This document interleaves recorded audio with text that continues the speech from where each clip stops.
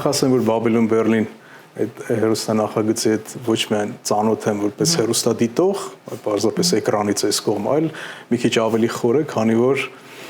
ինչպես որ նշեցիք, համագործակցություն եղավ իրենց կինո այդ կամպանիայի հետ, հա, եւ առաջարկ ստացա, ուրեմն իրենց Babylon Berlin այդ հայտնի, շատ հայտնի իրականում նախագծի շատ հետաքրքիր նախագիծ է։ Այո, շատ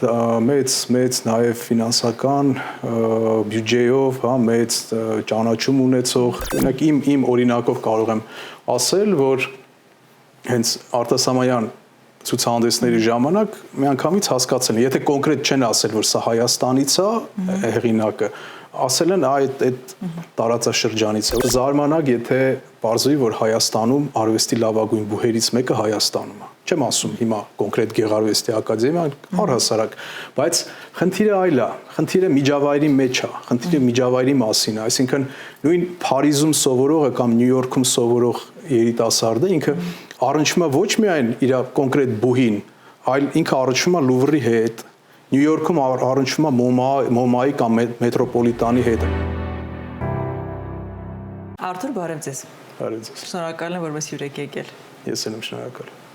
Արթուր, հետաքրքիր է, թե ես ինչպես ծանոթացա ձեր արվեստի հետ, հիմա ուզում եմ մի փոքր ներկայացնել։ Հուսով եմ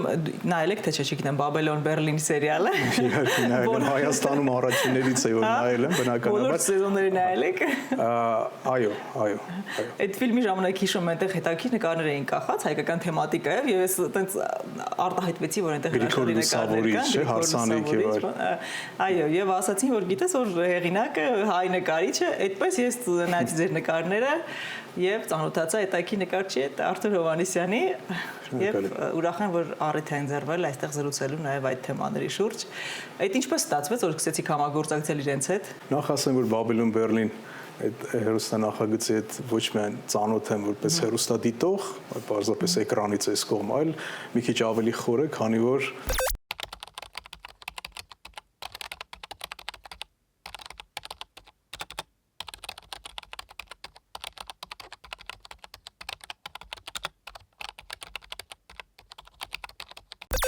Ինչպես որ նշեցիք, համագործակցություն եղավ իրենց կինո այդ կամպանիայի հետ, հա, եւ առաջարկ ստացա, ուրեմն իրենց Babylon Berlin այդ հայտնի, շատ հայտնի իրականում նախագծի շատ հետաքրքիր նախագիծ է։ Այո, շատ մեծ նաև ֆինանսական բյուջեով, հա, մեծ ճանաչում ունեցող, հատկապես եվրոպական շրջանակներում եւ ռեժիսորը շատ աշխարհահռչակ ուրեմն ռեժիսոր Թոմ Թիկվերն է, որը աշխատում է հոլիվուդյան բազմաթիվ ամենահայտնի ուրեմն դերասանների, ուրեմն կազմակերպությունների, կինո արտադրողների հետ, օրինակներ Դասթին Հոֆման, Նատալի Պորտման, Թոմ Հենքս եւ այլն ֆիլմեր ունի իրենց մասնակցությամբ եւ ուրեմն օրերից մի օր իրենցից առաջարկ կապ հաստատեցին ինձ հետ եւ ներկայացրեցին իրենց նախագիծը, որը նոր չէր, որը արդեն մեկ եթերաշրջան ուներ եւ երկրորդ եթերաշրջանից ուրեմն առաջարկ ստացա, որպեսզի իրենց ֆիլմերում այդ ֆիլմաշարում օգտագործեն իմ ստեղծագործությունները։ Իսկ որտեղից էին ձեզ գտել։ Ես չեմ հարցրել։ Հավատացեք, առանձնապես չմանրամասնեցի, թե որտեղից ինչ, հավանաբար ինտերնետային տարբերակներով, կայքերով եւ այլն կամ չգիտեմ, գուցե ինչ-որ մեկը ասել է եւ այլն։ Եվ այդպես ամենակարևորն այն էր, որ այդ համագործակցությունը սկսվեց, ստացվեց, շատ հետաքրքիր էր, ինձ համար շատ հետաքրքիր էր, որովհետև առաջին անգամ էր եւ ֆիլմ արտադրողների հետ համագործակցությունը եւ այդ մասշտաբի եւ արտասահմանյան ճանաչված եւ այլն։ Այ դրանից հետո արդեն երբ որ իբրև որպես հերոստադիտող էին նայում, որպես ֆիլմ դիտող էին նայում, արդեն այլ զգացողություններ էին։ Շատ հաճելի էր։ Երևի թե միակ վատ բանը այդ հերոստասերիալն է, որ այնտեղ հայ հերոսը մաֆիայի պարագլուխ էր։ Երևի թե միակ ոչ դրական կողմը դա էր, բայց ինքնընդհանուր դրական բան ուներ կերպարը։ Բազմակողմանի կերպարը։ Շատ բազմա սյուժե կամ բազմա բնույթ նախագիծա, ֆիլմ է, այնտեղ եւ սոցիալական խնդիրներ եւ պատերազմական, նախապատերազմային, քաղաքական եւ այլն, այդ ամբողջ այսպես շատ դինամիկ, էքսպրեսիվ ձևով այսպես համադրված էր եւ այդպես գերմանական ավանդույթներով եւ այլն, այդ ամբողջ կաբարեի միջավայր, դեպ հետաքրքիր, որտեղ այսօր նայում էր ֆիլմը ժամանակաշրջան, այո, եւ այնտեղ իհարկե նորություն չեմ ասի, նման ֆիլմերի դեպքում թաղամասեր են կառուցում, դեկորացիաներ են անում եւ տվյալ ֆիլմի բյուջեն հենց այդ հնարավորությունը տալիս էր, ինչ որ ամենասկզբում նշեցի, ահռելի տարածքներ, պավիլյոններ, ուրեմն քաղաքներ եւ այլն, այդ ամբողջը ստեղծվել է այս նախագծի համար։ Արթուր, իսկ դուք երբևէ մտածել եք ինչ-որ sense թեմատիկ շարքեր անել, ասենք չգիտեմ, պատմության որևէ դրվագ արծարծելով այդ թեմայի մեջ կամ չգիտեմ, ինչ-որ գրքի հիման վրա, որտեղ թեմատիկ շարք, այդպիսի բան եղել է։ Պատմական, ասեմ ձեզ, որ սովորաբար թեմատիկ շարքեր անում եմ եւ դրանք կարող են լինել եւ քաղաքային թեմաներ եւ միջև անգամ բիբլիական թեմաներ, առհասարակ այն ինչ որ ինձ հետաքրքիր է, այն ինչ որ ինձ շրջապատում է, այն ինչ որ ես կարդացել եմ, լսել եմ, գիտեմ եւ այլն եւ դա կարա մի օր տեսել եմ նաեւ, ընդհանրենք որևէ այլ մի երկրում, մի այլ քաղաքում։ Այդ ամբողջը օրերից մի օր կարա շատ հանգիստ վերածվի նկարչական շարքի։ Քաղաքային թեմաները ակնհայտ են, հետաքրքիր են շատ, ես զրեջում նայեցի այնտեղ, հետաքրքիր է։ Այդ քաղաքը իր խնդիրներով երևի թե ինչ անում, էմոցիաներ առաջացնում կամ խնդիրներ լուսաբանելու հարցեր գուցե կա այստեղ։ Ինչ է նկարել քաղաքը, որտեղ շատերը բնությունն են սիրում նկարել։ Ես էլ եմ բնություն բնականաբար սիրում եւ հաճախ եմ անդրադարձել եւ անդրադառնում, բայց այո, առանձնահատուկ տեղ ունի քաղաքը, որովհետեւ ես ինքս քաղաքի մարդ եմ, ծնվել եմ քաղաքում, մեծացել եմ քաղաքում եւ քաղաքի նույն էվոլյուցիան, շարժը, աճը, շինարարություն, մեքենաների առատություն, երբեմն խեղդվելու աստիճան, հա, այդ խտություն եւ այլն, այդ ամբողջը ամեն օր տեսնում ենք եւ ես բացառություն չեմ եւ պարզապես որպես արվեստագետ երբեմն փորձում ես այդ ամենին, նույնիսկ եթե դրա մեջ ինչ որ բացասական բան կա, փոշիկ կա, աղմուկ կա եւ այլն, այդ ամենը այսպես տրանսֆորմացնես, վերածես արվեստային, ուրեմն մի մթնոլորտի, էլի արվեստային մթնոլորտաս եւ դրանով նաեւ փորձես ինչ որ դրական բան տեսնել այդ կատարվող այդ ամենի մեջ։ Այդ դրական էմոցիաներ առաջացնող բաներ եք սիրում նկարել, թե նաեւ կարող ինչ որ բացասական բան նկարեք, որ ինքը բացասական կերպով է, առումով է հուզել ձեզ, էլի։ Բրթովեցրել։ Տեսեք, իմ նկարչությունը ես համարում եմ իմ կյանքի անբաժան մաս, այսինքն ինչպես որ ես ապրում եմ, ինչպիսի զգացողություններ որ ես ունենում եմ, իսկ բնականաբար ինչպես որ յուրաքանչյուր մարդ մենք ունենում ենք եւ ուրախության պահեր, եւ տխրության պահեր, մտորումների, ոգևորությունների եւ այլն, եւ քանի որ իմ արվեստը ես համարում եմ ապրող մի բան, իմ հետ ապրող, ինձանից ստեղծող եւ բնականաբար դրանում ամեն տեսակի զգացողությամբ դրսևորումներ անպայման լինում են եւ ուրախ եւ տխուր եւ մտահոգիչ եւ այդպես Իսկ գունային շրջաններ կան ձեր մոտ, ինչպես են հայտնի կապույտ շրջան, վարդագույն շրջան։ Չէ, այդպեսի առանձնապես բաժանումներ չեմ անում, յուրաքանչյուր աշխատանք կամ յուրաքանչյուր շարք ունի իր գունամտածողությունը, գունային լուծումները, ծավալային, ձևի եւ այլնի, ուրեմն խնդիրները, որոնք որ հենց տվյալ աշխատանքի կամ շարքի դեպքում ինքը լուծում է, թելադրում է ինչպիսի թե գունային լուծումներով, թե ինչպիսի ծավալային եւ այլն, տոնային, այսպես կարանք մասնագիտական մի փոքր ավելի մանրամասնեմ, բայց կարծում եմ հասկանալի է, ուրեմն յուրաքանչյուր թեմա, յուրաքանչյուր աշխատանք, կոնկրետ կամ շարք ինքը թելադրում է իր լուծումները։ Եվ այդ սկզբունքով էլ շարժվում է։ Իսկ օրինակ հետաքրքիր է, ինչ որ երևույթներ կան, բաներ կան, որ ինձ մոտ ինչ որ գույների հետ են ասոցացվում։ Ես չգիտեմ, նկարիչների մոտ այդպես է։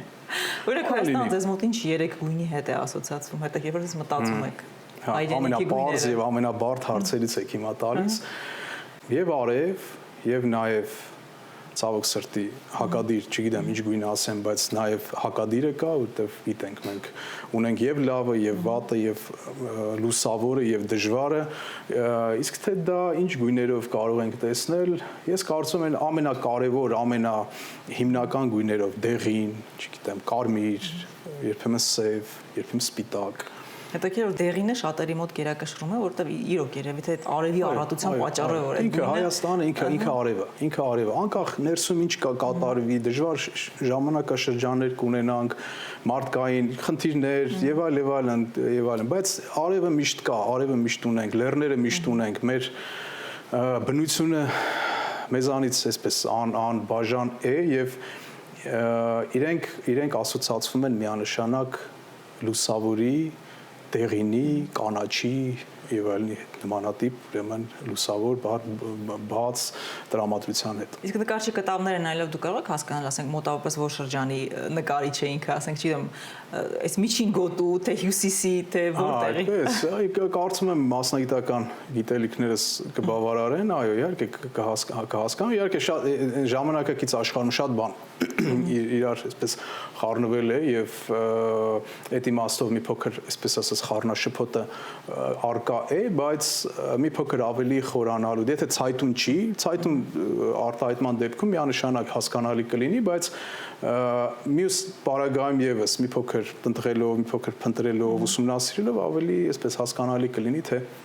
սա որտեղից է, նա որտեղից է։ Որտեղ իմ քիչ փորձով ես զգացել եմ, որ ասենք օրինակ հյուսիսում երբ նայում ես, ասենք օրինակ ռուսական ստեղծագործողների նկարները, այդտեղից սառնությունը ամեն դեպքում գույնի ուրիշ զգացողություն կա, որը նույնիսկ ոչ մասնագետի համար երբեմն նկատելի է։ Այո, մենք դա նկատում ենք, ասում ենք ըստ անհրաժեշտության, իրենք էլ դա նկատում են եւ օրինակ մեր պարագայում իրենք զգում են, օրինակ իմ օրինակով կարող եմ ասել, որ հենց արտասահմանյան ցուցահանդեսների ժամանակ միանգամից հասկացել են, եթե կոնկրետ չեն ասել, որ սա Հայաստանից է հեղինակը, ասել են այդ տարածաշրջանից է, որովհետև իրենք բացատրում են հենց նույն գունային, ինտենսիվ կամ կոնտրաստային եւ այլն, իրենց այսպես մեկնաբանություններով հատկանիշներ, որոնք որ տարանջատում են մեր ռեգիոնը կամ կոնկրետ Հայաստանը այլ ուրեմն տարածաշրջաններից։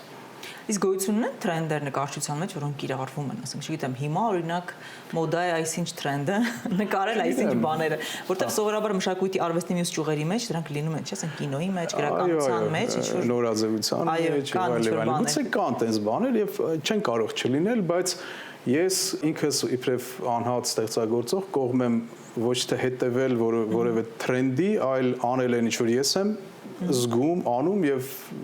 եթե դա կդառնա տրենդ որոշակի շրջանակների համար, թող դառնա, եթե չդառնա, խնդիր չի։ Համենայն դեպս թելադրողը փորձում եմ լինել ես, իբրև արվեստագետ։ Մի հարց էլ կա, որ ինձ շատ է մտահոգում, այսօր դիտենք ժամանակակից նկարչություն ասված, ինքը մի շատ խառն է, երբեմն լինում է 3 գիծ, ասենք մի շրջան եւ այլն, եւ դա համարվում է արվեստի գործ, ինչպես տարբերակ է, ինչպես տարբերել իրոք դա արվեստի գործ է, թե չի, ասենք երբ նայում ես, էմոցիա չի առաջացնում բացարձակ։ Դու ինչ որ նկարչական հմտություն ասվածը ես չեմ տեսնում։ Տեսեք, սովորաբար մեկ աշխատանքով, այսպես մեծ խորը կարծիք կազմելը նման դեպքերում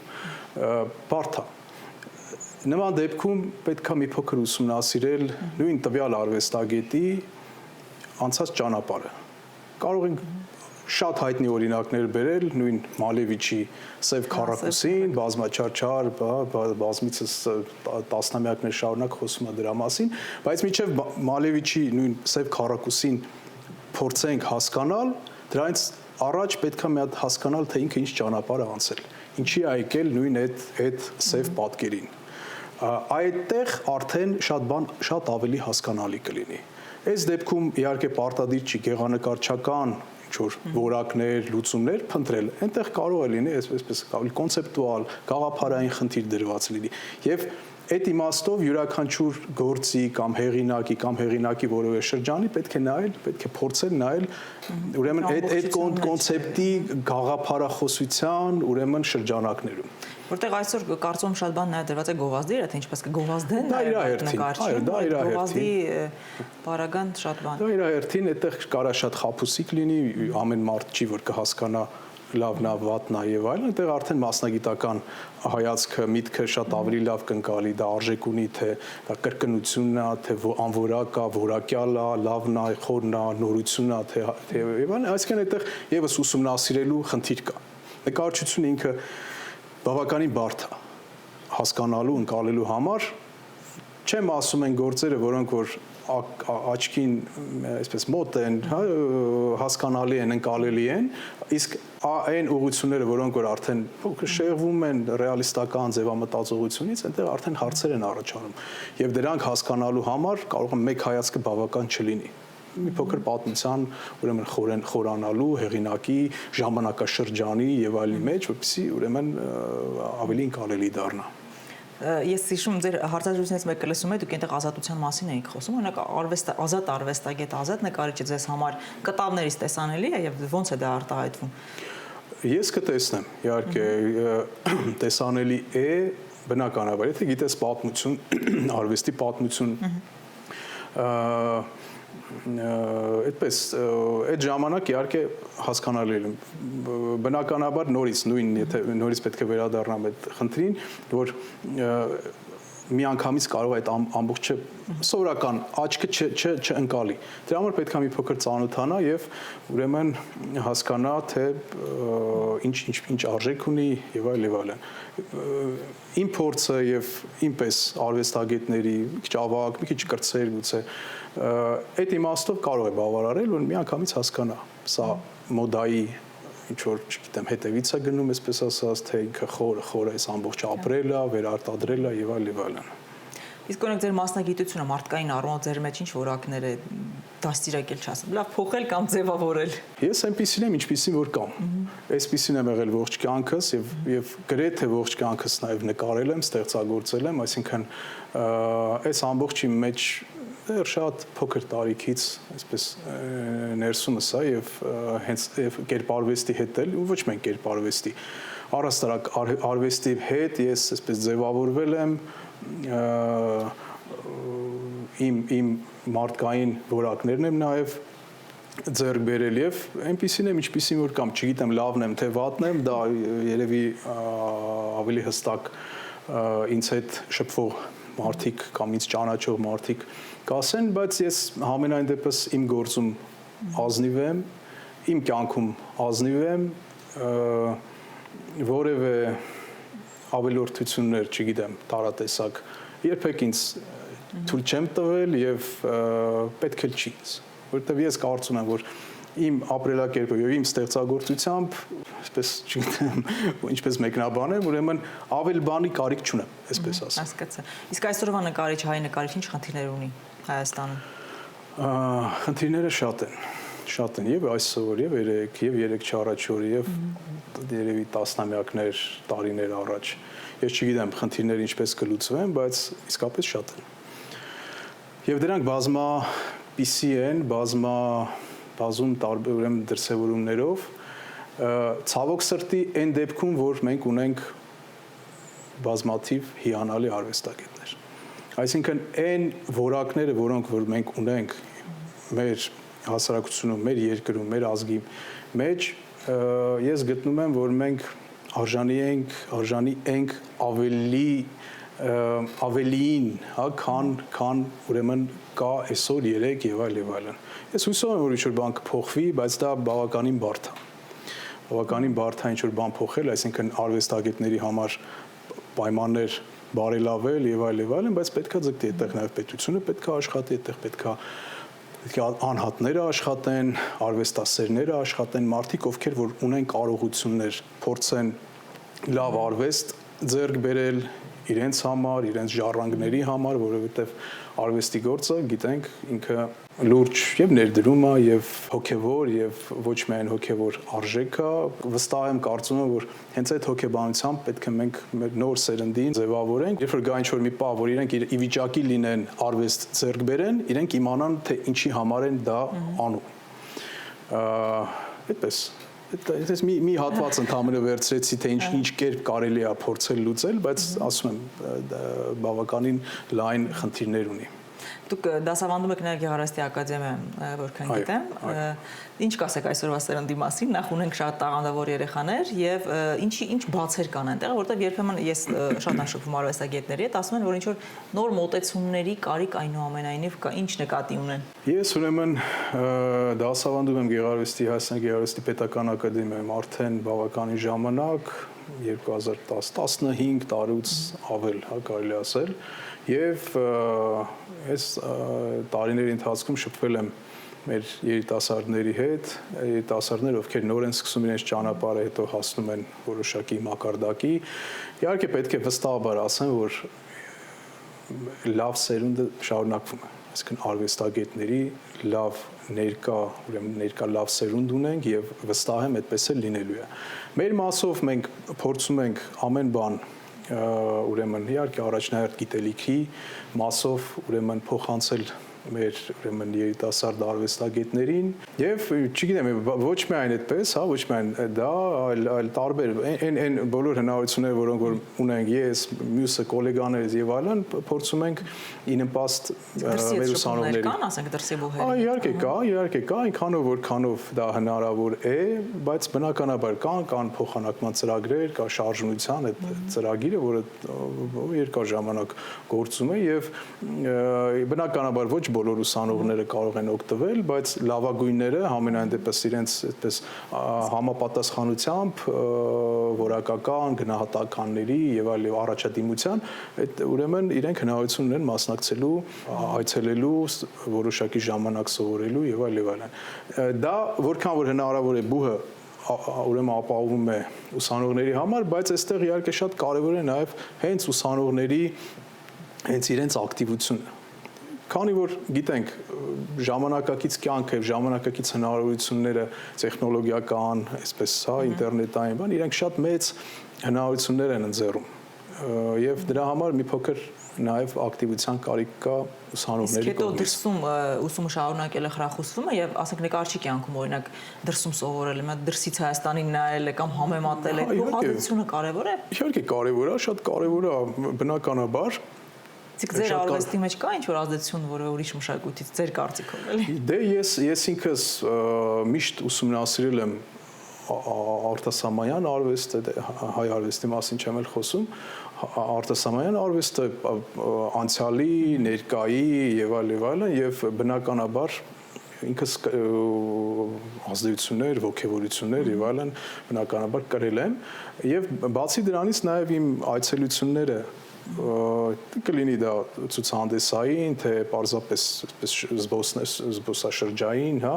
այցելություններ, իրենք ես որ գնում եմ օրինակ հյուրանոց, հետո միանգամից եթե մոտակայքում թանգարան կա, առաջին այդ թանգարանը, հետո մնացածը եւ այլն, այսինքն իմ այսպես բանը այդ ծրագիրը այդպես է կառուցված։ Տեղ հասա ու գնացի թանգարաններ, փողոցներ, մարդիկ եւ այլն։ Այսինքն դա անխոս այդպես է։ Եվ նաեւ շեշտեմ, որ նորից կամ շեշտեմ, որ շատ իսկապես տաղանդավոր երիտասարդներ ունենք, որոնք ցավոք սրտի, որոնց համար եւս պետքա փորձել ուրեմն հնարավոր պայմանները ստեղծել։ Նույն ուսման տարիներին, երբ վերջիններս կամ շատերը իրենցից օրինակ ստիպված են զուգահեռ աշխատեն ուսման հետ, հա, համատեղեն, որպիսի, հա, տարբեր հարցեր կան եւ դա մի փոքր բնականաբար խանգարում է։ Եթե ոչ դասերին, դասից դուրս, այսինքն պատկերացրեք ինչքան հետաքրքիր լավ կլիներ, եթե ուսանողը իր կրթությունը ստանար օրվա որոշակի հատվածում, դրանից հետո գնար միայն ուրեմն ստեղծագործությամբ զբաղվեր, այլ ոչ թե մտածեր, որ ես պետքա գնամ աշխատեմ եւ այլն, հետո նորից առավոտյան կամ դասի։ Բայց դա կյանքի, իհարկե կյանքի այսպես թելադրանքն է, առանց որի հնարավոր էլ չի, բայց չափաբաժնի խնդիր կա, թե ինչքան է դա, սա ինչքան է զբաղացնում, սա ինչքան է զբաղացնում։ Աշխատելը լավ է, կարևոր է, լավ կլինի հենց երիտասարդ տարիքից էլ աշխատեն, սովորեն այդ ռիթմի մեջ լինեն, բայց ինքը այն աստիճան չլինի, որ խանգարի թե ուսմանը, թե ստեղծագործական աշխատանքին։ Իսկ այսօր արվեստի լավագույն բուհերը որտեղ են։ Դե բարդ է ասել։ Գիտեք, հիմա օրինակ չզարմանաք, եթե բարձրի որ Հայաստանում արվեստի լավագույն բուհերից մեկը Հայաստանում է։ Չեմ ասում հիմա կոնկրետ Գեղարվեստի ակադեմիան, առհասարակ, բայց խնդիրը այլ է, խնդիրը միջավայրի մեջ է, խնդիրը միջավայրի մասին է, այսինքն նույն Փարիզում սովորողը կամ Նյու Յորքում սովորող երիտասարդը ինքը առնչվում է ոչ միայն իր կոնկրետ բուհին, այլ ինքը առնչվում է Լուվրի հետ, Նյու Յորքում առնչվում է MoMA-ի կամ մետրոպոլիտանի հետ, այսինքն ինքը ամբողջությամբ այդ արվեստային միջավայրում է, հա, եւ այդ թանգարանը, մենք ունենք թանգարաններ, հիանալի թանգարաններ ունենք, ազգային պատկերասրահ ունենք, մեր տարածաշրջանի ուրեմն կտրվածքով լավագույններից կամ եթե ոչ լավագույնը, բայց շատ չեն ցավոք սրտի, հա, այնքան չեն, որ օրինակ նույն այդ Փարիզյան մթնոլորտի մեջ իրեն զգա, դուրս գա այստեղ Օրսենա, այնտեղ Լուվրն, այնտեղ Օրանժերին է եւ այլ եւ այլն։ Այդ իմաստով շատ կարեւոր է։ Ընդհանրապես միջավայրը նույն սոցիալ-քաղաքական իրավիճակ, ռազմաքաղաքական, այդ ամբողջը ազդում է։ Չէ, նույն երիտասարդի վրա, երբ իր ընդհանրենք եղբայրը իր կողքին չի, այլ սահմանին է, օրինակ, հա, այնտեղ լարված է, ինքը բնականաբար հոգեբանական այլ ապրումների մեջ է լինում։ Իսկ եթե ամեն բան խաղաղ է, հա, եւ այլն, այնտեղ լրիվ ուրիշ հոգեբանություն է գնում։ Ինքը կոնկրետ հստակ գիտի, որ պետք է լինի այդ եւ չունի սոցիալական խնդիրներ եւ այլն։ Ինքը գիտի, որ պետք է մտածի իր ուսման մասին, իր արվեստի մասին, իր թանգարանի մասին եւ այլն։ Բայց այստեղ պարադոքս կա, ասում են այնակ Հայաստանում, երբ որ այդքան թեմաներ կան, այդքան խնդիրներ կան, ասենք արվեստագետի համար լիքը թեմա կա, թեմաների բանկ է անդրադառնալու, նկարելու, գրելու, ֆիլմ նկարելու, այդ առումով մտքերը ամենուր են, թեմաներն ամենուր են։ Կարող է լինել։ Ես չգիտեմ, օրինակ, ես չեմ ապրել նույն Նյու Յորքում, եղել եմ, բայց չեմ ապրել երկար ժամանակ։ Եթե այնտեղ ապրեի 1 տարի, 2 տարի, չգիտեմ, միտքս կանգառ կլիներ, թե հակառակը կբացվեր, կամ նույնը Փարիզում, Մադրիդում կամ եւ այլ քաղաքներում։ Բայց թեմաներ իհարկե ամեն տեղ կարելի է գտնել։ Նույն հիմա եթե դասախոսական պրակտիկային վերադառնամ, եթե հաճախ է լինում, որ երեխեքը կարող են ասել ինչ նկարեմ, ինչ թեմայի մասին մտածեմ եւ այլն, ես ինձ ասում եմ, մի հատ շուրջդ նայի, շատ հեռու մի գնա, մի հասի, չգիտեմ որտեղ մտքով, շուրջդ նայի եւ ոչ թե մեկ, այլ տասնյակ թեմաներ կգտնես։ Ամենահասարակ, ամենապարզ իրողությունները դու կարող ես դարձնել ստեղծագործական հետաքրքիր մոտիվ, հա, սկսած սրճարանից մինչև քայլող մարդ պարզապես, հա, կամ խաղացող երեխա։ Այնպես որ եւ արդեն հետը բնություն եւ այլն, որը որ ասում եմ, ունենք այնքան ինչքան որ մեզ պետք է։ Իսկ գեղանկարչության մեջ դուք ունեք նախընտրություններ, օրինակ չգիտեմ, սիրում եք վերածննդի շրջանը, թե սիրում եք իմպրեսիոնիզմը, թե առանձին նկարիչներին։ Ես ամեն ինչ էլ սիրում եմ։ Ամեն ինչ էլ սիրում եմ եւ հատկապես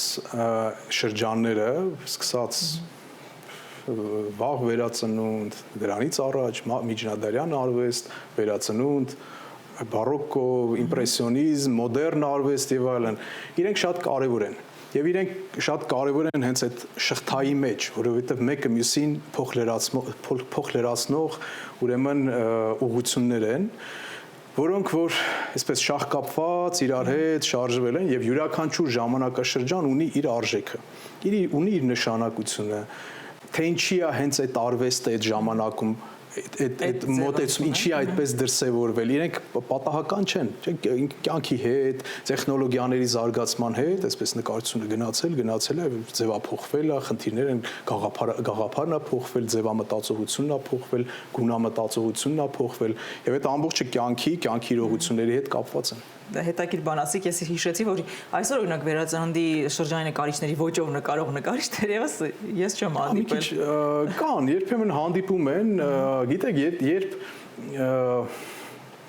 21-րդ դարում այդպես տիպիկ վերածնության շրջանի մոտեցումներով ես նկարում թեկուզ եւ բարձր որակի, մի քիչ ինչ որ ինձ համար, իմ համար, ուրեմն մի քիչ արտասովոր է նայվում։ Չգիտեմ, իմ մոտ այդ հարցը միշտ առաջանում է, իմ համար որտեղ կարևոր է, թե արվեստագետը արդյոք իր ժամանակի մեջ է ապրում, հա, իր ժամանակի ներքո է իրան զգում, թե ինքը դեռ մտքերով հեռու է եւ այլն եւ այլն։ Իմ շատ կարևոր է ժամանակի մեջ չի, դա իմ համար խնդիր է։ Իմ համար խնդիր է, որովհետեւ ես միևնույն դա իմ մտածողությունն է եւ միակը չեմ բնականաբար, որ ստեղծագործությունը դա կյանքի ուրեմն յուրովի, հա, այսպես սեփական պրիզմայով անցկացրած վերարտադրություն է, հա, եւ ես համենայն դեպս դժվարությամբ եմ պատկերացնում, որ մեկը մյուսից անջատ լինի։ Այսինքն ես ապրեմ մի ձև, նկարեմ մի այլ ձև։ Ինձ համար դա մի փոքր ինձ խորթ է։ Բայց միևնույն ժամանակ յուրաքանչյուր արվեստագետ ունի իրավունք իր մոտեցմամբ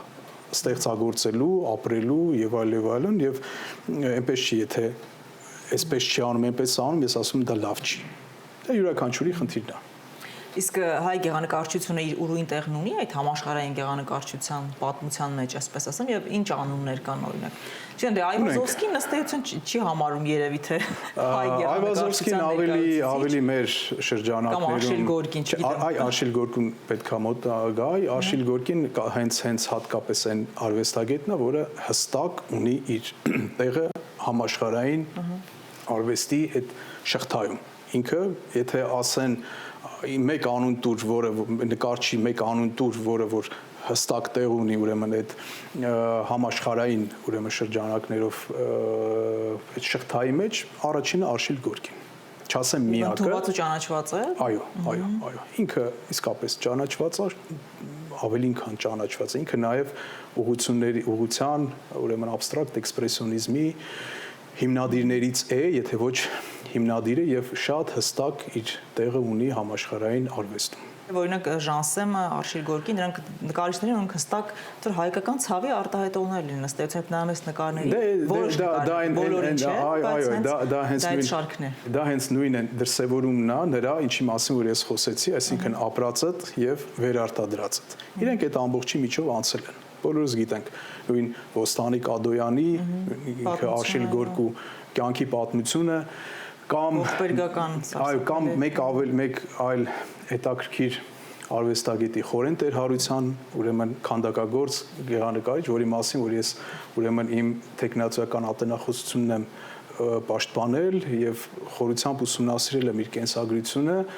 մարդով անցել է այդ նույն ողբերգություններով եւ միջև իր կյանքի վերջ այդ ուրեմն թեմատիկան այլ թեմաների հետ միասին բնականաբար, բայց ցեղասպանության թեման ուրեմն այսպես սերտ իր հետ ուրեմն շարժվել է եւ դրսևորվել է իր արվեստում, ինչպես որ Արշիլ Գորկի եւ բազմաթիվ այլ Ժիրայր Օրագյան եւ այլ բազմաթիվ այլ արվեստագետներ ունենք։ Ընդհանուր առմամբ այո, մենք կարևոր տեղ ունենք համաշխարհային արվեստի մեծ օվկիանոսում։ Պարզապես նորից այստեղ երևի այդ PR-ի եւ այլնի շարունակաբար դրա մասին խոսելու հայտնի խնդիր է եւ բայց լինելով քանակապես փոքր, տարածքով փոքր, մենք այսինքն այս համամասնության մեջ ահռելի չասեմ, բայց շատ մեծ քանակի եւ որակի, բարձր որակի արվեստային դաշտ ունենք։ Իսկ ձեր կարծիքով ամենաչգնահատված հայ նկարիչը հենց հայ հասարակության մեջ ով է։ Եթե այսպես նայենք գեղանկարչության պատմությանը կան այդպիսիք։ Ես չգիտեմ, ես գիտեք նայում եմ նման հարցերին որպես ինքս որպես արվեստագետ եւ նայում եմ թե ես ինչպես եմ իրան գնահատում։ Հա, ես չգիտեմ այլոք ոնց են մոտենում, բայց կարող են լինել։ Օրինակ ես չգիտեմ հիմա կարող եմ մեկ-երկու անուն ասել, բայց հետո մի քանի րոպե հետո մտածում ասում այս անուններն էլ կարելի է ասել։ Օրինակ ունեցել ենք Կոնտուրաջյան, իդեպ խնդիրներ ա ունեցել իր կյանքի օրոք այստեղ սովետական ժամանակաշրջանում, բայց հիանալի արվեստագետ, որը որ Փարիզից ուրեմն այսպես Ֆրանսիայից ժամանել է եւ այստեղ տարատեսակ խնդիրներ է ունեցել։ Երևի տենց այդպես կարող ենք հիմա որ մտածեմ, ուղղակի քանի որ ժամանակը սեղմ է եւ այլ ֆորմատի մեջ ենք, գուցե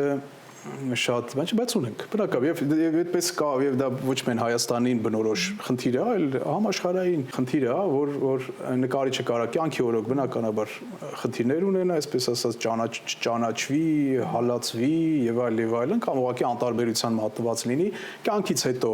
ամեն ինչ փոխվի, այդպես հաճախ է լինում, լինում է նաև կարող ընդհանրապես մոռացվի, այդ էլ կա։ Կյանքից հետո լինում է, որ ասենք դրսում ենք միլիոնավոր դոլարներով վաճառվում են։ Հա, դա հայտնի պատմություններ են։ Ցավալի է, բնականաբար։ Ցավալի է, որովհետեւ այդ մարդիկ այդքան դժվարություններով ապրում են, իրենց մահից հետո նոր սկսում են գնահատվել իրենց ապրելակերպը։ Կա այդպիսի բան, որովհետև տեսեք, նկարիչ ինքը ստեղծում է իր կտավ։ Պատկերացրեք, յուրաքանչյուր կտավ ինչքան աշխատանք է պահանջում, բացի ժամանակատարությունը նաև ձևավորման խնդիր կա, հասունանալու, ձեռագիր եւ այլն, այսինքն մի ամբողջ կյանք այդ ամբողջին նվիրվում է եւ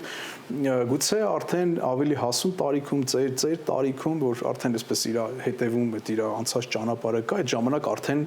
ավելի տեսանելի է թե ինքը ով է, ինչ է եւ այլն, բայց արդեն գուցե կյանքը ավարտվում է, հետո նոր ուրեմն սկսում են այսպես արվեստը ավելի խորությամբ ուսումնասիրել, ամբողջական արդեն ամփոփիչ այդպես էլ է լինում, որ երիտասարդ տարիքում ճանաչում է ունենում, հաջողություններ է ունենում, միջին տարիքում, ամեն բան է լինում։ Պիկասոից բացի այս բանը շատ չերին եմ հիշում։ Հա, կարող է, Պիկասոն ինքը վառ օրինակ է, դրա համար այսպես ցայտուն է, ինքը իր կյանքի օրոք։ Չհաշված այն սկզբնական շրջանը, երբ ինքը ոչ միայն ինքը այնտեղ իր հետ Մոդիլյանի ու կար եւ այլն եւ ոչ միայն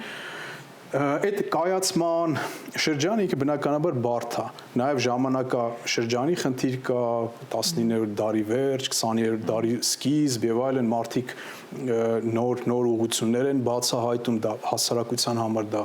բարդ ընկալելի է շատ դեպքերում, այսինքն դա ժամանակ է պահանջում, որպեսզի մարդիկ ընտելանան, հասկանան, սկսեն հասկանալ ինչ են անում այս կուբիստները, ֆովիստները եւ այլն, որից հետո արդեն աստիճանաբար այսինքն ինքը բարդ process է, այսպես ասած, կարող է արագ լինի, կարող է շատ դանդաղ լինի։ Պիկասոն այդ ամբողջ փուլերը անցավ, այսինքն այդ դժվար ժամանակաշրջանից հետո կյանքը այնպես դասավորվեց, որ ավելի նպաստավոր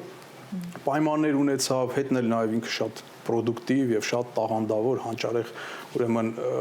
գործեր։ Դե հա, այո, այդպես էլ, բայց դատարկ տեղը չի ինքը հզոր արվեստագետ է, սիրեն, չսիրեն եւ այլն, դա նշանակություն չունի։ Նա երևույթ է, համաշխարհային կերպ արվեստում երևույթ է եւ իր այսպես արժանի գնահատական ինքը ստացավ։ Հետո ինքը նաև իր տեսակով էր այնպիսի մարդ, որ այն խեղճ մարդ չէր էլ, այսպես ասած։ Գիտեր ինչպես դրսևորել իրեն եւ այլն, բայց ասում եմ, նաև շեշտում եմ, որ ունենալով այդ իր հետևում ունենալով շատ հզոր, ուրեմն հենք, հա, ստեղծագործական հենք, որը որ իրեն հնարավորություն տվեց այսպես հասնել նրան ինչին որ հասավ։ Այդպես իրականում կան արվեստագետներ, որոնք կյանքի օրոք հաջողություններ են ունեցել, նույն հետաքրքիր է, նույն Վան Գոգի օրինակը գիտենք բոլորս, հա, եւ դա բազմիցս դրա մասին խոսվել է, թե իր պայմանները եւ այլն։ Միշտ մտորում եմ եւ առիթներ լինում են զրուցում ենք եւ այսպեսի մի հանգման են գալիս, որ մի քիչ էլ որ ապրեր, մի քանի տարի ինքը կունենար այդ նույն հաջողությունները, ինչ որ այն նկարիչներ, ովքեր որ իրենց կյանքի օրոք հաջողեցին, այսպես ասած, պայմանների բաներում։ Բայց ելնելով գուցե թե մի քիչ ավելի դժվար։ Մի քիչ դժվար կլիներ, այո, նա Պիկասո չէր, հա, բնականաբար, բայց ինքը նաև ինչից էր տառապում, որ իր նկարները չէին գնահատում, չէ, իրան կամահրանքով եւ այլն լավ չէին վերաբերում եւ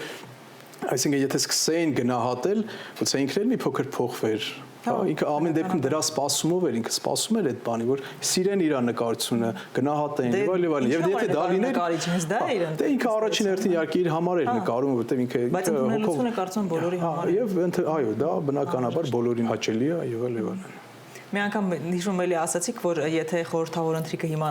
նկարեր Դա Վինչին, այնտեղ երևի կանայք կլինեին։ Ձեր ստեղծագործությունների մեջ կանայք ինչպես են ներկայացված եւ շատ են ներկայացված։ Ես ինքս տեսել եմ ճիշտ է, հիմա ուզում մեր հեռուստադիտողին պատմենք։ Այո, իհարկե շատ են ներկայացված եւ այն միտքը, որ դուք հիմա մեջ բերեցիք, դա կապվում էր իմ աշխատանքներից մեկի հետ, որը խորհրդավոր զրույց է, այսպես եմ անվանել, խորհրդավոր զրույց, որտեղ կանայք են։ Միայն կանայք են, այնտեղ իհարկե զուգահեռներ են, այսպեսի անուղակի զուգահեռներ են գնում նաև խորհրդավոր ընթրիկի հետ։ Հա, թվում է թե խորհրդավոր ընթրիկ, բայց այնտեղ իհարկե տարբերություններ կան քանակի, սեղանի պարունակության, սերի եւ այլն, հա, կանայք են միայն։ Եվ հենց նաև այո կապված է այդ մտքի, այդ մտորումների հետ, թե եթե նույն այո Լեոնարդո դա Վինչին այսօր նկարել կամ ոչ միայն Լեոնարդո դա Վինչին, այն նկարիչները, ովքեր որ վերածնության ժամանակաշրջանում կամ դրանից հետո կամ դրանից առաջ անդրադարձել են խորհրդավոր ընթրիքին, այսօր ոնց կնկարեին, հա, որը հաշվի առնելով կնոջ դերի կարևորվածությունը եւ արդյոք կանտեսվեին, կլինեին միայն այսպես տղամարդիկ, առաքյալներ, թե այլ լուծումներ կգտնեին։ Ինքը Լեոնարդոն լինելով իր մտածողությամբ իսկ այն ժամանակվա համարել ավանգարդիստ, այսինքն նոր արարություններով իր բան, ես չեմ կասկածում, որ նա մի այսպես խորհրդավոր մի նոր բան էլեմենտ կմտցներ։ Նա մանավանդ որ իր խորհրդավոր ընթրիքի դեպքում նշվում է, որ այնտեղ նաև կին կա, այնուամենայնիվ։ Այո։ Արթուր վերջում ուզում եմ ձեզ մի քանի բլից հարցեր տալ։ Եթե ձեր կյանքի հիման վրա ֆիլմ նկարահանվեր, ինչ ժանրի ֆիլմ կլիներ։